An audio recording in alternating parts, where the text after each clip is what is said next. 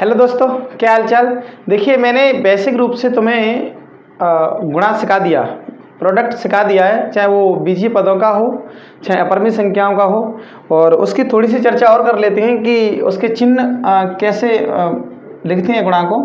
यदि मैं बीजीय पदों की बात करता हूं तो यदि x और y लिखता हूं, इसमें कोई आपको चिन्ह दिखाई नहीं दे रहा, तो आप उसको गुणा का चिन्ह मानते हैं। और यदि मैं x डॉट y लिखता हूं तो इसका भी अर्थ गुणा होता है दोस्तों।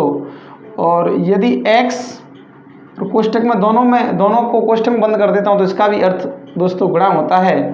और आप इस वाले गुणा को तो आप जानते ही हैं। इस प्रकार हम गुणा के इत्यादि चिन्हों को समझ सकते हैं और जान सकते हैं इनका अर्थ केवल गुणा होता है। अगर मैंने लिख दिया x प्लस वाई, इधर गुणा में लिख दिया x माइनस वाई, तो आप समझ जाइए इस पद का और इस पद का आपस में क्या हो रहा है, गुणा। तो ये मैंने गुणा की सामान्य जानकारी और सामान्य पद आपको कंप्लीट करा दी है, सामान्य पदों के गुणा। और आज हम बात करते हैं सर भाग की बात करते हैं। तो देखिए, मैं बहुत सिंपल सा भाग लेकर चलता हूँ। सबसे पहले मैं आपसे कहता हूँ, मैं 3 का भाग देता हूँ 10 में। गुरुजी इतना सिंपल भाग? हाँ सर। देखिए, 3 का भाग 10 में देंगे तो कितनी बार जाएगा? 3 त्रिक 9, इससे ज़्यादा नहीं चला जाए, कितना बचेगा? 1। यहाँ तक तो दोस्तों आप सब जानते हैं। एक बात और बताना चाहता हूँ जिसे आप भी जानते होंगे, इसको बोलते हैं भाजक, इसको भाजक बोलते हैं। और ये जो आता है उसको बोलते हैं भागफल। और ये जो हमारा होता है उसे कहते हैं भाज्य, और इसको बोलते हैं सर शेषफल। इतनी सारी बात आप जानते होंगे। भाग में इतना ही नहीं, और अब यदि मैं इस भाग को व्यवस्थित रूप से लिखूं तो हम लिख सकते हैं, इसको लिखते हैं भाज्य बराबर भाजक इंटू भागफल प्लस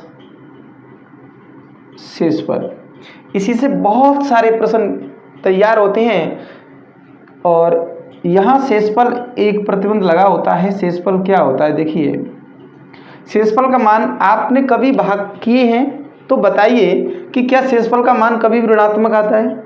नहीं आता। शेषफल कम से कम 0 आ सकता है, और बड़े से बड़ा कहाँ तक आएगा? इस भाजक से छोटा आएगा, इससे बराबर भी नहीं आएगा, इससे बड़ा भी नहीं आएगा। क्योंकि शेषफल का मान यहाँ इसके बराबर 3 बच जाता तो भाग ही नहीं चला जाता। तो कहने का मतलब शेषफल का मान 0 हो सकता है न्यूनतम, और अधिक से अधिक भाजक से छोटा हो जाएगा, भाजक के बराबर भी नहीं होगा। तो देखिए, भाजक का मान 0, शेषफल का मान 0 हो सकता है, 0 के बराबर हो सकता है, 0 से बड़ा होगा, और भाजक से जो भी आपकी भाजक की संख्या होगी भाजक से छोटा होगा। ये प्रतिबंध भाजक पर शेष पर लगा हुआ है, ये प्रतिबंध शेष पर लगा हुआ है। और ये तुम्हारा भाजक का व्यवस्थित क्रम में इसको, इस कॉन्सेप्ट से बहुत सारे सवाल हमारे बनते हैं। इस प्रकार हम बता सकते हैं कि भाग के बारे में इतना है। अब चिन्ह की बात करें तो देखिए, इस चिन्ह को तो आप जानते हैं। जैसे मैं 2 का 3 में भाग दूं, इसका भी अर्थ यही है। 3/2 लिखूं, इसका भी अर्थ 3 में 2 का भाग देना हुआ। और 3 भाग 2 लिखूं, इसका भी अर्थ भाग है, इसका भी अर्थ वही है, और इसका भी अर्थ वही है। 3 में 2 का भाग दिया जा रहा है, यहाँ 3 में 2 का भाग दिया जा रहा है, 3 में 2 का भाग दिया जा रहा है। और अगर वो तो बात एक ही है, यही बात है, 3 गुणा 1/2, इसका भी अर्थ क्या है? 2 का भाग लगा रहे हैं। तो ये चिन्ह आपके भाग के हैं, गुणा के चिन्ह इससे पहले बता दिए। अब मैं कुछ एक भाग लेकर आपको सॉल्व कराता हूँ भाग को। कुछ एक एग्जाम्पल लेते हैं।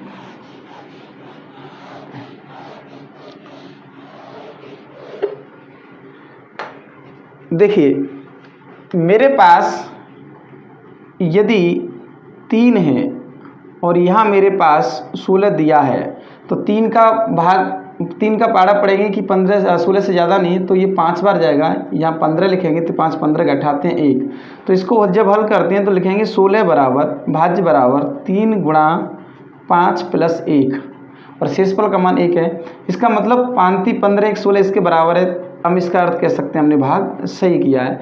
इसको लेकर बहुत सारे सवाल बनते हैं। अब देखिए संख्याओं में भाग ऐसे तो आप जानते ही हो। दूसरी बात मैं ये बात करता हूँ कि मेरे पास 35 है, मेरे पास 40 है, इन दोनों में भाग दिया जा रहा है 5 का। तो मेरे पास दो तरीके हैं, पहले इन दोनों को जोड़ लीजिए। अभी मैं इसके बाद में बोर्ड मास भी डिस्कस करेंगे, बोर्ड मास क्या है वो बहुत महत्वपूर्ण होता है।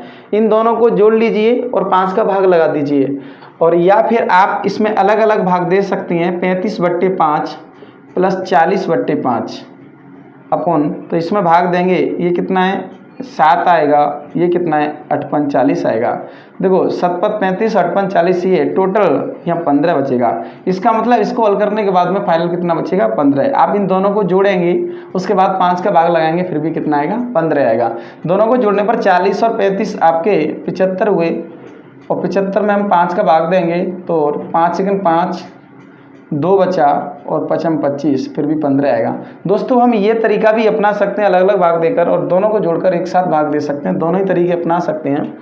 अब ये भाग आप पर आते हैं, मैं बीजीय पदों की बात करता हूँ। समस्या बच्चों को बीजीय पदों में आती है, जब भी मैं ऑफलाइन में पढ़ाता हूँ तो बीजीय पदों में भाग में समस्याएँ आती है। देखिए मैं भाग लेकर चलता हूँ एक, यदि मैं आपसे ये कहूँ x3y z, इसमें भाग देना है मुझे x y z का, इसका भी मतलब वही है, भाग ही लिखेंगे। आप इसको ऐसे भी लिखो तो भी वही बात है, वही भागफल आएगा। तो मैं इसको ऐसे लिखते हैं। तो देखिए यहाँ एक नियम काम करता है, मेरे पास एक a है इसकी पावर m है, एक मेरे पास n है a है इसकी पावर n है। आधार समान है a और a, घातें इसकी m है इसकी n है, तो आधार समान होने पर, राशि भाग में होने पर घातें घट जाती हैं। मेरे प्यारे दोस्तों ये 8वीं क्लास का कॉन्सेप्ट है, परंतु यहाँ a का मान बस 0 नहीं होना चाहिए। ये आपका यहाँ फॉर्मूला काम करता है केवल 8वीं क्लास का, जो आपको बहुत अच्छे लेवल तक सवालों को तैयार करता है, बहुत अच्छे सवालों को तैयार करता है। यहाँ देखिए, यहाँ देखेंगे x और x समान है, आधार समान है, इस पर 3 घात है, इस पर 1 घात है, तो केवल घात रह जाएगी, 3 में से 1 गया तो 2 रह गई। इस पर भी y की घात 1, इस पर भी y की घात 1, इसलिए हम देखो लिखने का तरीका वास्तव में तो क्या होता है, x की घात 3 - 1, y की घात 1 - 1, z की घात -1। देखिए क्या ये फॉलो कर रहा है, इस नियम को फॉलो कर रहा है क्या, ये इस वाले नियम को ये फॉलो कर रहा है क्या। 3 में से आधा x समान है, 3 में से घात 1 गई, y समान इसकी घात 1 इसकी घात 1, और z समान इसकी घात 1। और एक नियम और है, एक ही घात अगर किसी भी संख्या की घात 0 है तो उसका मान 1 होता है, बट 1 का मान 0 नहीं होना चाहिए। ये नेम भी आपके सारे छोटी क्लासों के नेम हैं जो बहुत महत्वपूर्ण है। यहाँ हम बात करते हैं, x की घात 2 बचेगा, y की घात 0 बचेगा, z की घात 0 बचेगा, और यहाँ इस x का x वर्ग ही रह जाएगा, इसका मान 1, इसका मान 1, डायरेक्ट x वर्ग रह जाएगा। शॉर्ट रूप में हम इसको हल कर लेते हैं, x³ yz/xyz। मैंने तो कॉन्सेप्ट समझाया है सर, कॉन्सेप्ट कैसे आता है ये। हाँ 3 में से 1 गया तो अपन केवल 2 बचाएंगे, y से y गया और z से z गया, केवल x वर्ग बचेगा। इस डायरेक्ट हम ऐसे भी कर सकते हैं, मैंने केवल कॉन्सेप्ट समझाने का प्रयास किया। सर करेंगे कैसे, देखिए बात करते हैं अगले भाग की। मेरे पास x² y plus y² xy² plus zx², और मुझे इसमें भाग देना है xy का। तो मैंने जैसे अभी तुम्हें बताया, हम अलग अलग भाग दे सकते हैं, अलग अलग। अब यहाँ वो बात, यदि अंकों की बात आती है, डिजिटों की बात आती है, तो यदि हम इनको जोड़ तो नहीं सकते, इसलिए मैंने बताया अभी इससे पहले कि हम अलग अलग भाग देंगे और हमें आसान पड़ेगा अलग अलग भाग देकर। यहाँ हम अलग अलग भाग देने का प्रयास करेंगे, x² y/xy प्लस xy वर्ग बट्टे xy zx वर्ग बट्टे xy। देखिए जो चला जाएगा उसको लिख देंगे, यहाँ बचेगा x से x गया केवल x बचेगा, x से x गया यहाँ केवल y बचेगा, और x से x रहेगा केवल z बट्टे y बचेगा। इस x से एक x रह जाएगा, z एक x और बट्टे y, ये रहेगा फाइनल भाग देने के बाद में। देखिए और भी हम ऐसे भाग बहुत अच्छे लेवल के, विभाजन एल्गोरिथम बहुत अच्छे शानदार भाग बनाता है आपके लिए। अब मैं भाग देता हूँ कुछ अच्छे लेवल के। मैं कहता हूँ 30x³ under x y under x y plus 15x y³ under y plus, चलो इतना ही ठीक है। मैं भाग देना चाहता हूँ इसमें 5 अंडर एक्स वाई का। थोड़े से अच्छे लेवल का सवाल हो गया सर, इसको मुझे हल करना है। देखिए तो मैंने वही बात बताई, आप इसको अलग अलग लिखेंगे। पहले 30x³ अंडर एक्स वाई बट्टे 5 under x y plus 15x y³ under y बट्टे 5 अंडर एक्स वाई। देखिए ये एक नियम होता है आपके पास, √a गुणा √b दोनों पे लग जाता है ab। यहाँ एक शर्त होनी चाहिए, मैं छोटा स्तर का भाग समझा रहा हूँ इसलिए महत्वपूर्ण नहीं है, लेकिन बहुत अच्छा कॉन्सेप्ट है। a और b इन दोनों में से कोई एक राशि धनात्मक होनी चाहिए। दोनों ही हो अच्छी बात है, लेकिन कम से कम एक तो होनी चाहिए, तभी ये परिभाषित होता है, अन्यथा नहीं होता है। हाँ, या कम से कम ये होना चाहिए या ये होना चाहिए, तभी ये परिभाषित होगा।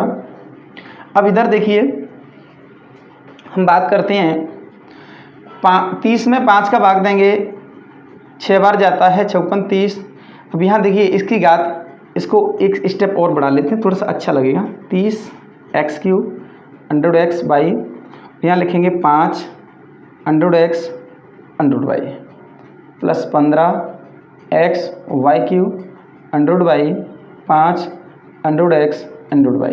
दोनों अलग अलग खोल दी मैंने, ये एक पोजीशन है, मैंने ये स्थिति लिख ली।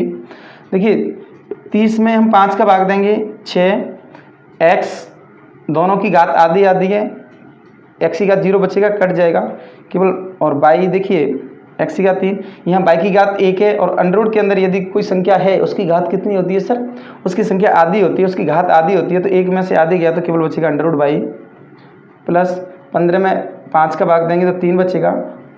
यहाँ देखिए y की घात 1/2, y की घात 1/2, और x यहाँ y केवल 3 रह गया, और यहाँ x की घात 1 और यहाँ आधे केवल क्या बचेगा अंडरवुड x।